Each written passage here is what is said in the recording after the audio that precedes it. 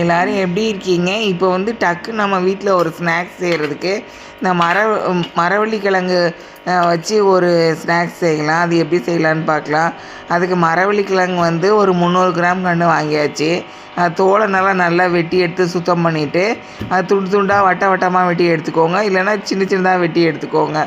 அதை வெட்டி எடுத்ததை கழுவி எடுத்துக்கோங்க. கழுவிட்டு அதை வந்து ஒரு 3 லிட்டர் குக்கரில் வந்து அந்த கழுவி எடுத்த அந்த மரவள்ளிக்கிழங்கை போட்டுருங்க. போட்டுட்டு வந்து தண்ணி வந்து ஒரு 200 ml கண்டு தண்ணியை ஊற்றிக்கோங்க.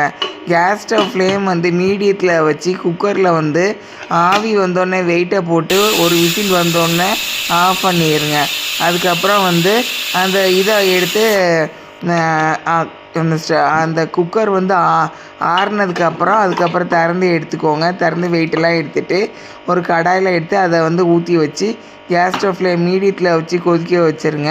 வெள்ளை சீனி இல்லைன்னா நாட்டு சர்க்கரை வந்து ஒரு அரை கப்பு அரை கப்புக்கு வந்து ஒரு 1/4 கப்பு எடுத்துக்கோங்க. 1/4 கப்பு எடுத்துக்கிட்டு இது விருந்தார ஆட்சி சமையல் தமிழ் இதை சப்ஸ்கிரைப் பண்ணுங்கள், லைக்ஸ் கொடுங்க, நன்றி. அதுக்கப்புறம் வந்து அதை கிண்டிட்டு அதுக்கப்புறம் வந்து அந்த மிக்சியில் வந்து ஒரே ஒரு துண்டு வந்து தேங்காய் போட்டு அது துண்டு துண்டாக வெட்டி அதை நல்லா துருவி எடுத்துக்கோங்க. துருவி எடுத்துகிட்டு அதை எடுத்து அந்த இதில் போட்டுருங்க. அதை ஆஃப் பண்ணிடுங்க. கேஸ் ஸ்டவ் ஃப்ளேம் வந்து ஆஃப் பண்ணிடுங்க.